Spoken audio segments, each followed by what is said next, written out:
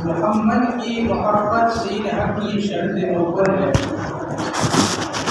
محمد کی محبت دین حق کی شرط اول ہے، اسی میں ہو اگر خامیر تو سب کچھ نامکمل ہے۔ اسی میں ہو اگر خامیر تو سب کچھ نامکمل ہے۔ حضرات محترم، گزشتہ جمعہ میں نے بیان کیا تھا کہ اسلام میں 5 بنیادی چیزیں ہیں۔ ان 5 میں سے نمبر 1 ہے ایمان، 2 نماز، 3 پہ روزہ، 4 پہ زکوٰۃ اور 5 پہ حج۔ یہ اسلام کی 5 بنیادی چیزیں ہیں، اور نماز، روزہ، حج، زکوٰۃ یہ 4 چیزوں کا تعلق ہے ایمان کے ساتھ۔ یعنی بغیر ایمان کے کوئی بھی عبادت بارگاہ الہی میں مقبول و محبوب نہیں ہو سکتی۔ اب اس کا مطلب کیا ہے؟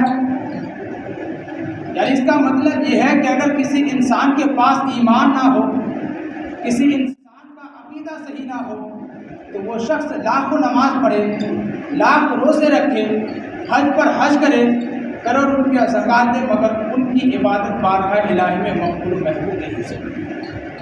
تو ان 4 عبادتوں کے لیے ضروری ہے کہ اس شخص کے پاس ایمان ہے یا نہیں۔ اب ہم سمجھیں کہ ایمان کسے کہتے ہیں۔ ایمان کس چیز کا نام ہے؟ ایمان کس شے کا نام ہے؟ کہ جب ایمان اتنا پاورفل ہے کہ اگر کوئی انسان، کسی انسان کے پاس ایمان نہ ہو تو اس کی عبادت بارگاہ الہی میں مقبول و محبوب نہیں ہو سکتی۔ تو ایمان کہتے ہیں اللہ اور اس کے رسول صلی اللہ علیہ وسلم کو ماننے کا، اور اس کے لیے اقرار باللسان و تصدیق بالقلب ضروری ہے۔ یعنی زبان سے اللہ کی وحدانیت اور رسول اللہ صلی اللہ علیہ وسلم کی رسالت کا اقرار کیا جائے اور دل سے بھی اس کی تصدیق کی جائے، یہ کس کو کہتے ہیں ایمان۔ اب ایمان کے بعد نماز، ایمان کے بعد 2 نمبر پہ آتا ہے نماز۔ یعنی نماز تمام عبادتوں میں سب سے افضل ترین عبادت ہے۔ حدیث پاک میں آتا ہے کہ حضرت ابو ہریرہ رضی اللہ تعالیٰ عنہ سے روایت ہے، وہ فرماتے ہیں کہ ایک مرتبہ ہم لوگ تشریف فرماتے ہیں اور ہمارے درمیان حضور صلی اللہ علیہ وسلم کی تشریف فرماتے ہیں، تو حضور نے فرمایا، اے میرے صحابیوں، بتاؤ اگر تم میں سے کسی کے گھر کے قریب نہر جاری ہو، تمہارے گھر کے دروازے پر کوئی تالاب ہو اور تم اس میں روزانہ 5 مرتبہ غسل کرو، تو کیا تمہارے جسم پر کچھ میل باقی رہے گا؟ اب ظاہر سی بات ہے، اگر آپ ہی میں سے کسی کے گھر کے قریب نہر جاری ہو اور اس میں آپ 5 مرتبہ غسل کریں تو آپ کے جسم پر میل باقی نہیں رہے گا۔ تو آقا نے فرمایا، ہے میرے صحابیوں، اگر تمہارے جسم پر، اگر تمہارے گھر کے قریب کوئی نہر جاری ہو اور اس میں تم 5 مرتبہ غسل کرو تو حل یبکی من دونہ شیء، کیا تمہارے جسم پر کچھ میل باقی رہے گا؟ تو صحابہ کرام رضوان اللہ تعالیٰ نے عرض کیا، یا رسول اللہ، اگر ایسی حالت ہو لا یبقی من دونہ شیء، تو ہمارے جسم پر ایک بھی میل باقی نہیں رہے گا۔ تو اللہ کے رسول نے فرمایا، فذالک مثل صلاۃ الخمس یمحو اللہ بہن الخطایا، کہ بس 5 نمازوں کے سبب اللہ رب العزت اس نمازی کے جسم کے تمام گناہوں کو ختم کر دیتا ہے۔ حضرات محترم، روزانہ کا تجربہ ہے کہ اگر آدمی غسل کرتا ہے تو اس کے جسم سے میل دور ہو جاتی ہے، جسم تر و تازہ ہو جاتا ہے، اور اگر 1 ہفتہ غسل نہ کرے تو اس کے جسم پر میل و کوچل جم جاتا ہے، راحت نام کی چیز ختم ہو جاتی ہے، بے قراری بڑھ جاتی ہے، دماغ بوجھل ہو جاتا ہے۔ تو یہ تو 1 ہفتے کی بات ہے۔ تو اگر کوئی شخص سال نہ رہا ہے، کوئی شخص مہینوں نہ نہائے، کوئی شخص ہفتہ نہ نہائے، تو اس کا آپ اندازہ خود لگائیں۔ تو سوال یہ پیدا ہوتا ہے کہ اللہ کے رسول صلی اللہ تعالی علیہ وسلم نے روزانہ 5 مرتبہ غسل کرنے سے نماز پنجگانہ کو تشبیہ کیوں دیا؟ اس کی وجہ کیا ہے؟ اس کی خصوصیت کیا ہے؟ اس میں کون سا حکمت پوشیدہ ہے؟ تو اللہ کے رسول صلی اللہ تعالی وسلم نے روزانہ 5 مرتبہ غسل کرنے سے نماز پنجگانہ کو تشبیہ اس لیے دیا، یعنی جس طرح غسل جسم کے میل کو دور کر دیتا ہے، اسی طرح نمازی کے جسم کے تمام گناہوں کو ختم کر دیتا ہے۔ حضرات محترم، اندازہ لگائیں کہ اگر ہم صحیح طریقے سے وضو کریں اور خلوص کے ساتھ نماز پڑھے تو اللہ رب العزت اس نماز کے صدقے ہمارے تمام گناہوں کو معاف فرما دیتا ہے۔ حضرات محترم، تو یہ نماز تمام عبادتوں میں سب سے افضل ترین عبادت ہے۔ آئیے اب وضو کی حضرات، کہ جس طرح یعنی میں نماز کے فضائل سے پہلے یہ بھی مناسب سمجھتا ہوں مفتاح الصلاۃ، یعنی کچھ لوگ آج وضو کرتے ہیں تو وہ اسپیڈ میں وضو کر لیتے ہیں، حالانکہ یہ وضو نماز کے لیے شرط ہے، اگر وضو صحیح نہیں ہے تو نماز بھی صحیح نہیں ہوگی۔ میں سمجھتا ہوں کہ نماز کے فضائل سے پہلے وضو کے فضائل کا بھی ذکر کروں، کیونکہ جس طرح نماز مفتاح الجنہ یعنی جنت کی کنجی ہے، اسی طرح وضو مفتاح الصلاۃ یعنی نماز کی کنجی ہے، اور نماز کے لیے وضو کرنا شرط ہے، ضروری ہے۔ یعنی اگر وضو درست ہے تو آپ کی نماز بھی درست ہوگی، وضو صحیح ہے تو آپ کی نماز بھی صحیح ہوگی، وضو کامل ہے تو آپ کی نماز بھی کامل ہوگی۔ یعنی جس طرح ایک نمازی فرائض و واجبات و سنن و مستحبات نماز کا خیال کرتا ہے، اسی طرح فرائض و وضو سنن و مستحبات کا بھی خیال کرنا چاہیے، اور ارکان وضو کا بھی لحاظ رکھنا چاہیے۔ آج تو ہمارے مسلمانوں کا حال یہ ہے کہ اگر کسی مسلمان کو پوچھ لیا جائے کہ بتاؤ کہ فرائض غسل کیا ہے، بتاؤ کہ فرائض وضو کتنے ہیں، تو بہت سارے اس طرح مسلمان ہیں جو یہ نہیں بتا سکتے ہیں کہ فرائض غسل کتنے ہیں، فرائض وضو کتنے ہیں، حالانکہ مسلمانوں کو جو نماز حضرات ہے ان لوگوں کو ان سب چیز کے بارے میں جان لینا بہت ہی ضروری ہے۔ تو آپ بتائیں کہ فرائض وضو کتنے ہیں؟ رب تبارک و تعالیٰ اپنے کلام مقدس میں ارشاد فرماتا ہے، یا ایھا الذین آمنوا اذا قمتم الی الصلاۃ فاغسلوا وجوہکم وایدیکم الی المرافق وامسحوا برؤوسکم وارجلکم الی الکعبین۔ اللہ فرماتا ہے کہ جب تم نماز پڑھنے کا ارادہ کرو، قصد کرو، تو سب سے پہلے فاغسلوا وجوہکم، تو اپنے پورے چہرے کو دھو۔ اب چہرے کہاں سے دھوئے؟ یعنی بال نکلنے کی جگہ سے لے کر تھوڑی کے نیچے تک، اور ایک کان کی لو سے لے کر دوسرے کان کی لو تک یہ دھونا یہ فرض ہے۔ یہ ہو گیا کہ چہرے کو دھونا۔ وایدیکم، اپنے دونوں ہاتھ کو کہنی سے مت دھونا، یعنی یہاں تک ہم کو ہاتھ دھونا صحیح سے۔ اور تیسرا سر کا مسح کرنا، جس طرح مسح کیا جاتا ہے، اور چوتھا یہ پاؤں کو، دونوں پاؤں کو دھونا۔ تو اب فرائض وضو کتنے ہو گئے؟ 4 ہو گئے۔ پہلا چہرہ دھونا، دوسرا دونوں ہاتھ کو کہنی میں دھونا، تیسرا سر کا مسح کرنا، اور چوتھا دونوں پیر کو دھونا۔ اسی طرح غسل میں 3 چیزیں فرض ہیں، وہ کیا کیا ہے؟ اب ان سب چیزوں کا جان لینا اس لیے ضروری ہے کہ اگر کوئی انسان ناپاک ہو جائے، اس کے جسم پر کوئی نجاست لگ جائے، اگر وہ غسل نہ کرے، اگر وہ اسی حالت میں سانس سمن کے پانی میں ڈوب کر رہے برسوں تب بھی وہ پاک نہیں ہو سکتا جب تک کہ وہ آدمی غسل نہ کرے۔ تو آپ اندازہ لگائیں کہ اگر کوئی شخص ناپاک ہو اور اگر وہ جمعہ کے دن غسل نہ کرے، پھر وہ اسی بدن کے ساتھ جمعہ کی نماز پڑھے، تو آپ اندازہ لگائیں کہ اس کی نماز ہوگی، کیونکہ جب تک انسان غسل نہیں کرتا ہے تو وہ پاک نہیں ہوتا ہے۔ تو اب غسل میں کتنی چیزیں فرض ہے؟ 3 چیزیں فرض ہے۔ پہلا یہ ہے کہ کلی کرنا، دوسرا یہ ہے کہ ناک میں پانی ڈالنا، اور تیسرا یہ ہے کہ پورے بدن پر پانی بہانا۔ یہ غسل کے 3 فرائض ہیں۔ حضرات محترم، میں عرض کر رہا تھا کہ جس طرح ایک نمازی فرائض و واجبات و سنن و مستحبات نماز کا خیال کرتا ہے، اسی طرح فرائض و وضو سنن و مستحبات کا خیال کرنا چاہیے۔ کیوں؟ اس لیے کہ حدیث پاک میں اس شخص کی بڑی فضیلت بیان کی گئی ہے جو اچھی طریقے سے وضو کرتا ہے، جو بہترین طریقے سے وضو فرماتا ہے۔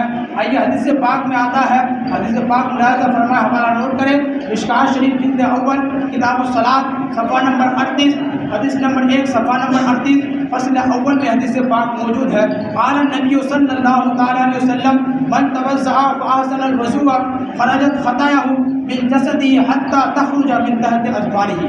یعنی میرے مصطفیٰ کریم غیب نبی صلی اللہ علیہ وسلم نے ارشاد فرمایا کہ جس شخص نے وضو کیا اور اچھی طریقے سے وضو کیا تو اس کے جسم سے تمام خطائیں جھڑ گئے یہاں تک کہ ان کے ناخنوں کے نیچے سے بھی. حضرات محترم، اللہ کے رسول فرماتے ہیں کہ جو شخص بہترین طریقے سے وضو کرتا ہے تو اس کے جسم سے گناہ تو جھڑ ہی جاتے ہیں، مگر اللہ کے رسول فرماتے ہیں کہ اس کے جسم اس کے ناخن کے اندر جو گناہ چھپا ہوا رہتا ہے، اللہ کے رسول فرماتے ہیں وہ گناہ بھی جھڑ جاتے ہیں.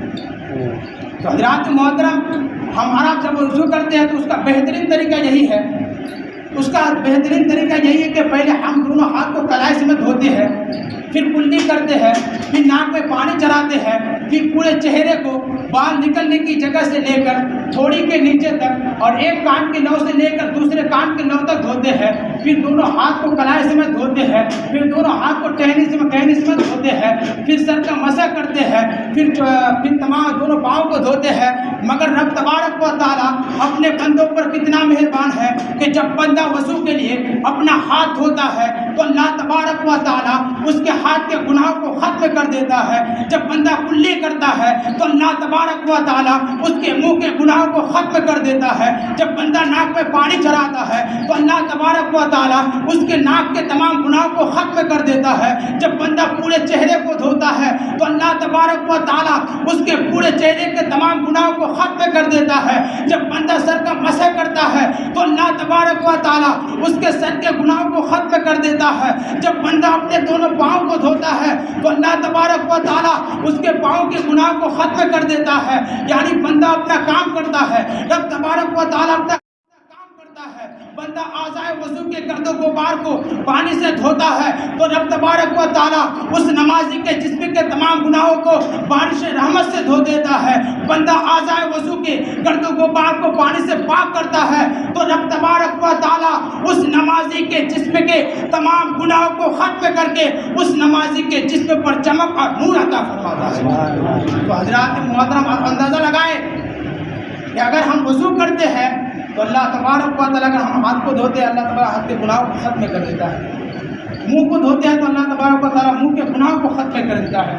پاؤں کو دھوتے ہیں، یعنی جو بندہ جتنے آزاد ہوتے ہیں تو اللہ تبارک و تعالیٰ گناہ معاف کرتے ہی جا رہے ہیں. تو ہم کیوں نہ کہ جب بھی ہم نماز پڑھیں ہم کیوں نہ بہترین طریقے سے وضو کریں، کیونکہ یہ وضو شرط ہے کہ اگر کوئی شخص وضو نہیں ہے تو اس کی نماز بھی نہیں ہو سکتی.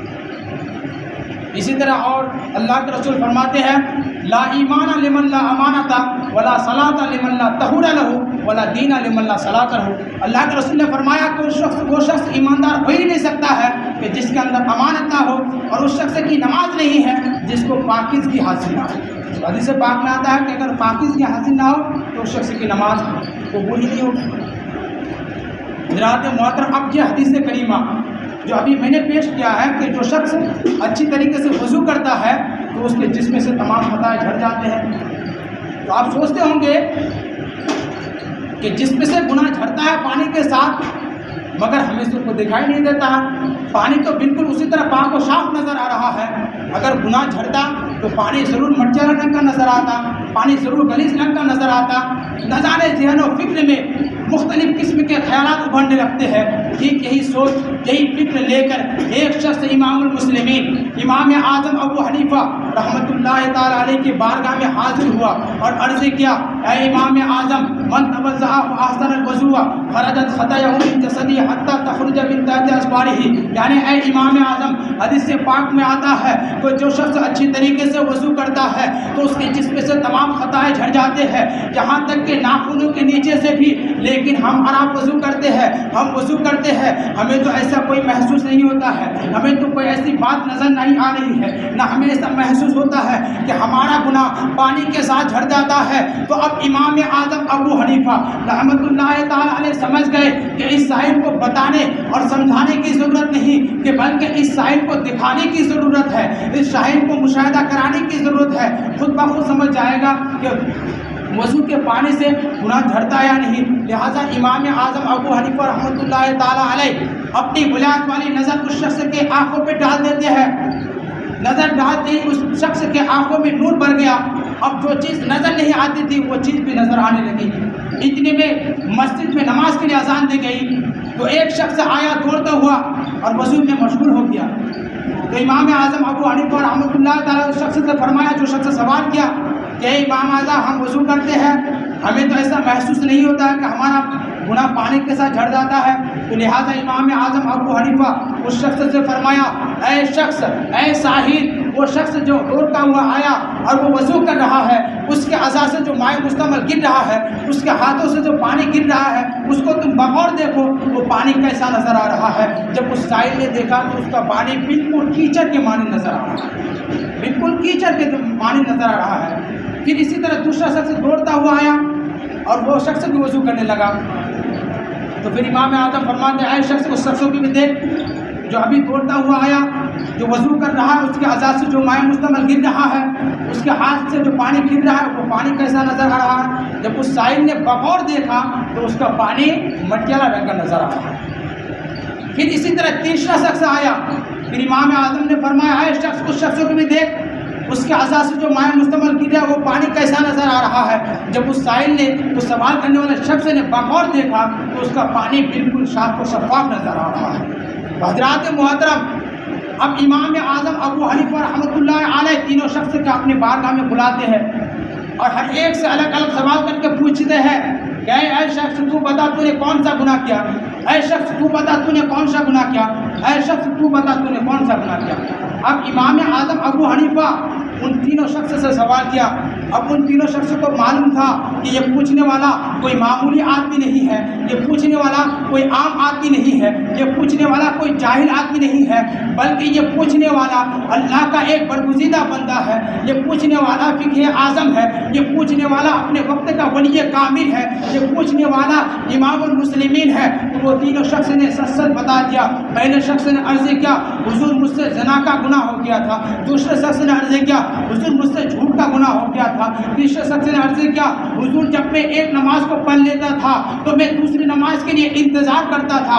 اب امام اعظم ابو حنیفہ رحمۃ اللہ تعالی علیہ ان تینوں شخص کے بارے میں تشریح کرتے ہیں, کیونکہ یہ شخص زنا کیا تھا, اس لیے کہ زنا یہ گناہ کبیرہ میں سے ہے, اس لیے اس شخص کے وضو کا پانی کیچڑ کے مانند نظر آ رہا ہے, اور جھوٹ کے گناہ سے کم درجے کا گناہ ہے, اس لیے اس کا پانی مٹیالہ رنگ کا نظر آ رہا تھا. اور تیسرا شخص اس لیے گناہوں سے پاک تھا, اس لیے کہ وہ وضو کیا ہوا تھا, اس لیے کہ وہ وضو کیا ہوا تھا, کیونکہ جب وضو کرتا ہے تو اس کے جسم کے تمام گناہ ختم ہو جاتے ہیں. حضرات محترم, اب یہاں ایک نقطے کی بات کہ جب رب قدیر کسی کے سر پر ولایت کا تاج رکھ دے تو اس کی قوت و بصیرت میں اضافہ ہو جاتا ہے. پھر اگر وہ شخص دوسرے پر نظر ڈال دے تو وہ بھی صاحب نظر ہو جاتا ہے. تو یہ تو عام بشر کی بات ہے, یہ تو عام بشر کی بات ہے, لیکن میرے مصطفیٰ کریم صلی اللہ علیہ وسلم کا کیا عالم ہوگا, حضور سید عالم صلی اللہ علیہ وسلم کا کیا حال ہوگا. ارے جس کے سر پر اللہ نے نبوت کا تاج رکھا, رسالت کا تاج رکھا, محبوبات کبریٰ کا تاج رکھا, کرامت کا تاج رکھا, اس رسول کی بصیرت کا اندازہ کون لگا سکتا ہے, اس نبی کی بصارت کا اندازہ کون لگا سکتا ہے, اس نبی کی علم و حکمت کا اندازہ کون لگا سکتا ہے. ہم تو صرف یہ کہیں گے کہ دینے والا خدا جانے اور لینے والا مصطفیٰ جانے. السلام علیکم ورحمۃ اللہ وبرکاتہ.